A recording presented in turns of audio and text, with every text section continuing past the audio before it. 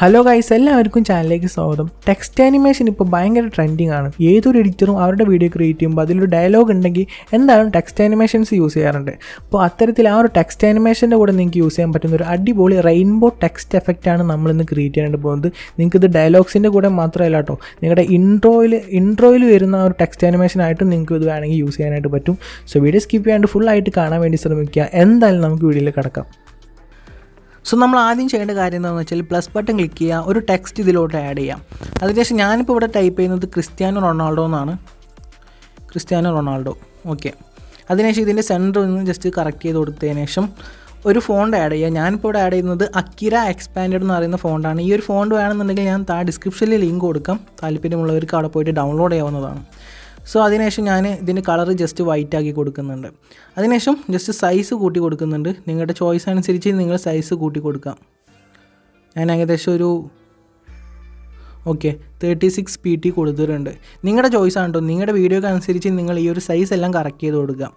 അതിനുശേഷം നമ്മൾ ചെയ്യേണ്ടത് വെറും 2 എഫക്ട്സ് വെച്ചിട്ടാണ് നമ്മളിത് ക്രിയേറ്റ് ചെയ്യുന്നത്. അതിനുശേഷം നമുക്കൊരു ഫിനിഷിംഗ് വർക്കും കൂടിയുണ്ട്. സോ അതും കൂടി ചെയ്താൽ ഈ ഒരു എഫക്റ്റ് കംപ്ലീറ്റ് ആയിട്ടുണ്ട്. സോ ആദ്യം നമ്മൾ ചെയ്യേണ്ടത് എഫക്റ്റ് സെലക്ട് ചെയ്യാം, ആഡ് എഫക്റ്റ് സെലക്ട് ചെയ്യാം.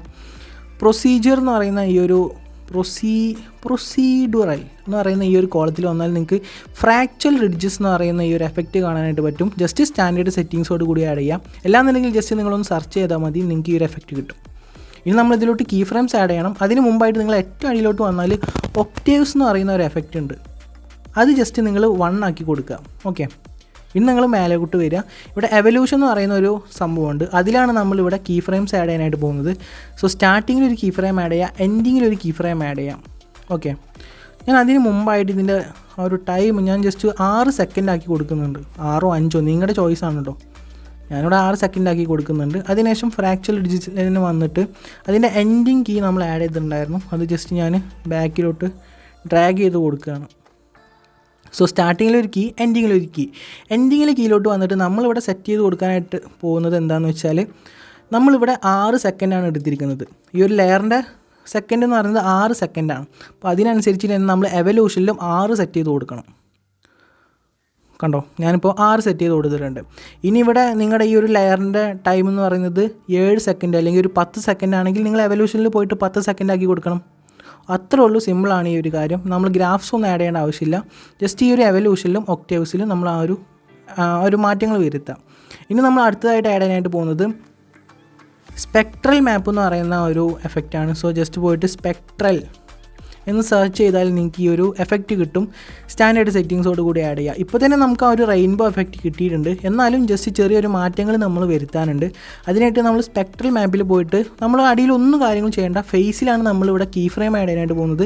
സോ സ്റ്റാർട്ടിങ്ങിൽ ഒരു കീ ഫ്രെയിം ആഡ് ചെയ്യുക, എൻഡിങ്ങിൽ ഒരു കീ ഫ്രെയിം ആഡ് ചെയ്യുക. നമ്മൾ മറ്റേ എഫക്റ്റിൽ എന്താണോ ചെയ്തത് അതേപോലെ തന്നെ സ്പെക്ട്രൽ മാപ്പിൽ നമ്മൾ ചെയ്യുക. അതായത് ടൈമിൻ്റെ കാര്യമായിട്ട് ഞാൻ പറഞ്ഞത്.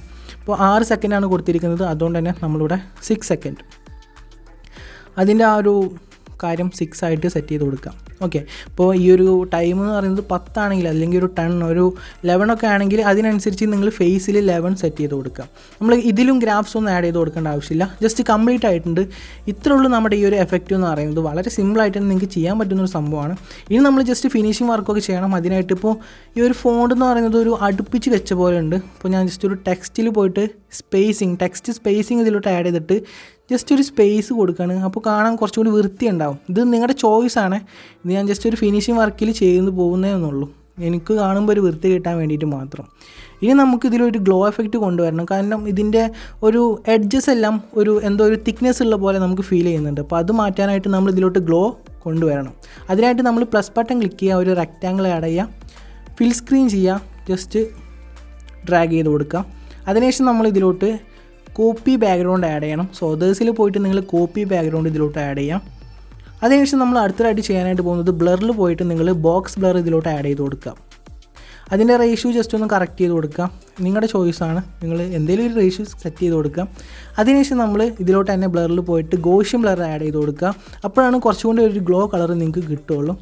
നിങ്ങളുടെ ആ ഒരു ഗ്ലോ എത്ര വേണമെന്നുള്ളത് നിങ്ങൾക്ക് തീരുമാനിക്കാം. ഈ ഒരു ഗോഷ്യൻ ബ്ലർ അനുസരിച്ച് നിങ്ങൾക്ക് അത് തീരുമാനിക്കാം, നിങ്ങളുടെ ചോയ്സാണ്. അതിനുശേഷം നമ്മൾ ബ്ലെൻഡിങ് ആൻഡ് ഒപ്പാസിറ്റി വന്നതിന് ശേഷം ലൈറ്റ് ആയിട്ടുള്ള സ്ക്രീൻ ക്ലിക്ക് ചെയ്യാം. ഇപ്പോൾ നമുക്ക് കണ്ടാൽ മനസ്സിലാവും ആ ഒരു ഗ്ലോ കളർ നമുക്കിവിടെ കിട്ടിയിട്ടുണ്ട്. ഗ്ലോ കളറല്ല, സോറി, ആ ഒരു ഗ്ലോ എഫക്റ്റ് നമുക്കിവിടെ കിട്ടിയിട്ടുണ്ട്. ഞാൻ ജസ്റ്റ് ഒന്ന് പ്ലേ ചെയ്ത് കാണിച്ചു തരാം.